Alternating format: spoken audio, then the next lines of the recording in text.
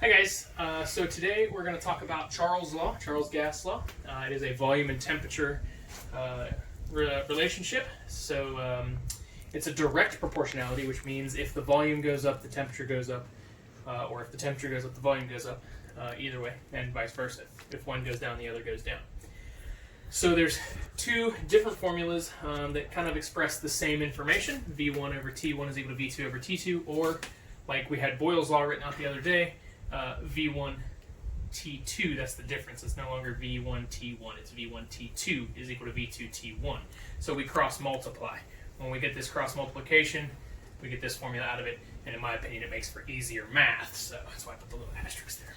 Alright, so let's work a couple of problems with this. Alright, question number one. If an NFL regulation football has a volume of 3,826.1 milliliters after it's brought out to the field where the temperature is negative 3.9 degrees Celsius or 25 Fahrenheit, what is the volume of the ball when it is inside the stadium, inside the locker room, at 298 Kelvin? So you're going to read through the prompt, you're going to pull out the information like you would anytime you're doing Klein's three-step method, which is still what are we given, what are we asked for, and then do math, not meth. So in this case, we are given V2, T2, and T1. So V2, the volume of the football after it's brought out. This after tells me that it's V2. Okay? T2, the temperature is here after it's brought out outside. Its temperature is negative 3.9 Celsius. T1 is the 298 Kelvin because this is the original place it started out, right? So I want to know what the volume was when it started. What is my V1? That was what I was asked for. So I've underlined everything, color-coded it for you so you can kind of keep track. We're going to use V1 T2 is equal to V2 T1 instead of this big wonky formula here because nobody likes fractions, let's be honest. So we are doing our math here, so we have to isolate V1. So how do we isolate V1? Just like we did with Boyle's law the other day, we divide out what is going on with V1. We divide out by T2 on both sides. Okay, so when we divide out T2, this T2 cancels, and I am left with V1 is equal to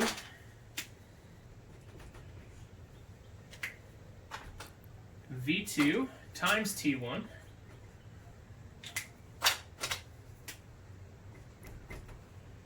divided by T2.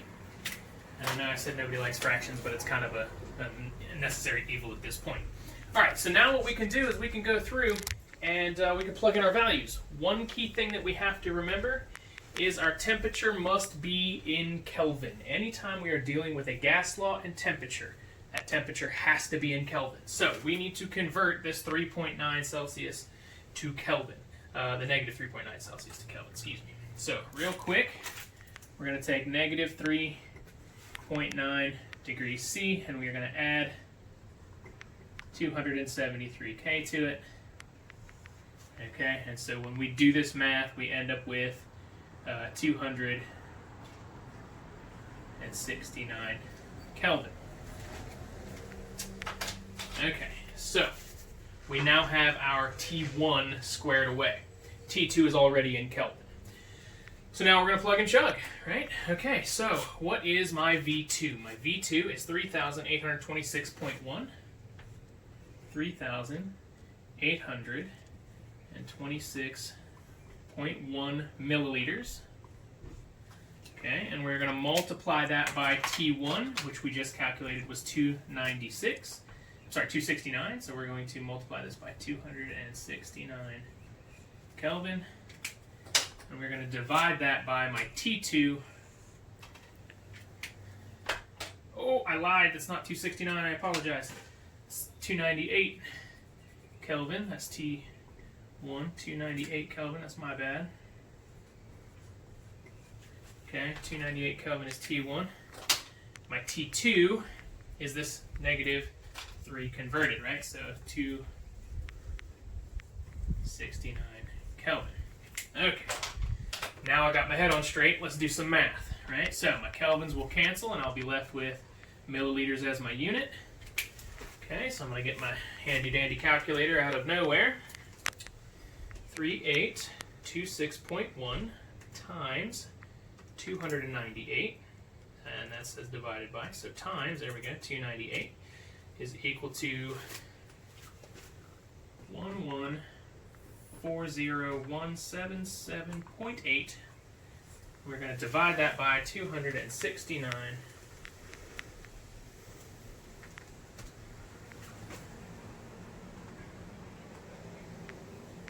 And that gives me 4,238.6. My unit is milliliters, and so that's my value for there. Okay? Go. Alright, so question number 2 for Charles' Law. Question number 2 says, a chemist performed an experiment in which the volume of a gas changed from 792 milliliters to 227 milliliters, and the temperature was found to be 298 Kelvin. What was the starting temperature for this experiment? So again, we're going to go through and we're going to figure out what we were given, what we were asked for, and we're going to do some math, okay? Alright, so what are we given? We're given from 792 milliliters, so that is our V1, okay, to 227 milliliters, so this is our V2, okay, and then the temperature was 298 Kelvin. What was the starting temperature? So 298 is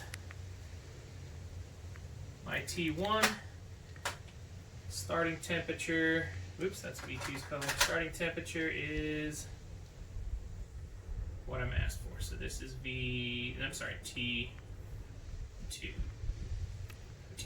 Good Lord, I did this all backwards. Oh well. So we were given T2. All right. So setting it up, doing our math, solving for T1. Okay. So T1. Again, we are isolating T1, so I'm going to divide both sides by this V2, which is going to cancel, and that's going to provide me with T1 is equal to V1 T2 divided by V2. Okay? Alright. So, now we can plug and play, because I have a temperature in Kelvin, so we're good on that. I have milliliters and milliliters, so we're good on that. We don't have to convert anything, so that's awesome. So now it's just plug and play from this point. Alright, so V1 is 792 milliliters, so 792 ml times T2. T2 is 298 Kelvin.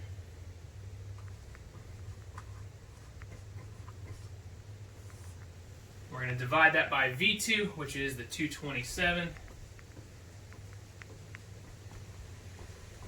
milliliters.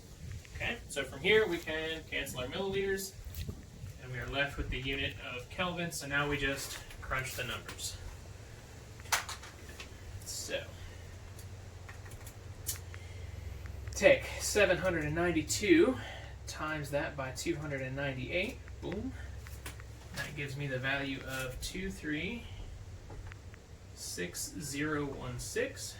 We are going to divide that by 227, and that is going to be 1039.7. My unit is Kelvin, so over 1,000 Kelvin. So my temperature dropped from 1,000 Kelvin to 298 Kelvin. If you wanted to know what that was, you could convert this 1,000 Kelvin to degrees Celsius and then to degrees Fahrenheit, and that would kind of put it in more of an American standard for you. Okay? Okay, guys, question number 3. Question number 3 for Charles' Law says the temperature of a gas is found to be at 355 Celsius.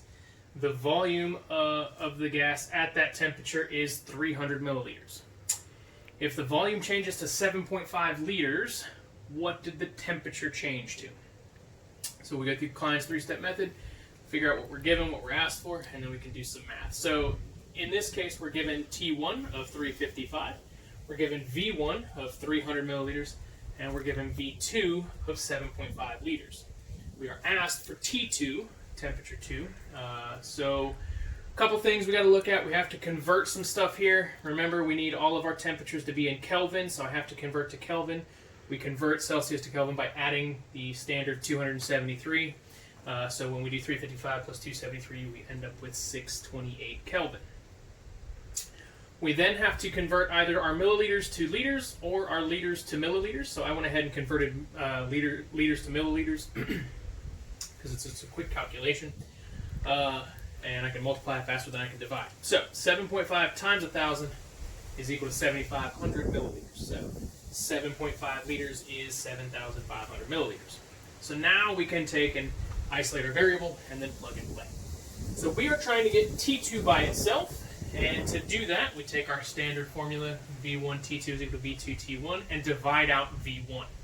So when we divide out that V1, we end up with T2 is equal to V2 times T1 divided by V1. Okay? And so from here, we can plug in our values and then do some math. So what is V2? V2, in this case, is our 7,500 milliliters. So I'm going to put in 7,500 milliliters times T1. T1 in this case is my 628 Kelvin. I'm going to divide that by V1 is... Oh, look at that, my dyslexia kicking in. Oh. Thank you to my lovely wife for pointing out my inconsistencies. 628, not 268. All right, so 628 unit is Kelvin. All right. Wow. V1, dividing V1, okay. V1 stayed the same, 300 milliliters, right? So 300 milliliters. My milliliters are going to cancel again. I'm going to be left with Kelvin again. So take the 7,500 times 628. Man, my brain is all kinds of cattywampus today. 7,500 times 628. That value is 4,710,000. We are going to then divide that by 300. And we are going to end up with 15700, and my unit is going to be Kelvin. So here is my final answer. Alright guys, and the fourth and final question for Charles' Law for this video. The volume of a gas is measured to be 42,020 milliliters and has a temperature of 350 Kelvin. What will the volume in liters be after the temperature is adjusted to 57 Kelvin? So, three-step process. We're given V1, T1, and T2. Luckily, all of our stuff is the same, so we don't have to convert anything. We are asked for V2, but we have this other stipulation in liters, which means we're going to have to correct that at the end. So we'll do the calculation, and then we'll convert milliliters to liters. Okay? So we isolate our variable. V2 is equal to V1 times T2 over T1, doing the basic algebra there. Okay, and so now we can just kind of plug and play. So V1, 42, comma 020, right, and that is milliliters. Okay, T2 in this case is 350 K. We're going to divide that out by T1. No, I did it again. T1, good lord, is 350. T2 is 57 Kelvin. Divided by 350. There we go. Now my math's gooder. Okay. So, 42020 times 57 equals... That's a big wonky number.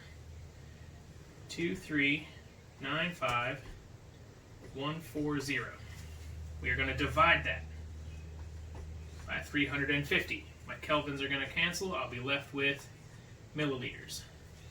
So we divide this by 350. Boom, we get 6,083.26 ml. This is in milliliters. I need it in liters. So we have to divide this again by 1,000 because there are 1,000 milliliters in 1 liter. So my milliliters will cancel and I will be left with liters. So when we divide this by 1,000, we have 6.84. 6.84 liters is my final answer. And so that fulfills the question, what is the volume in liters?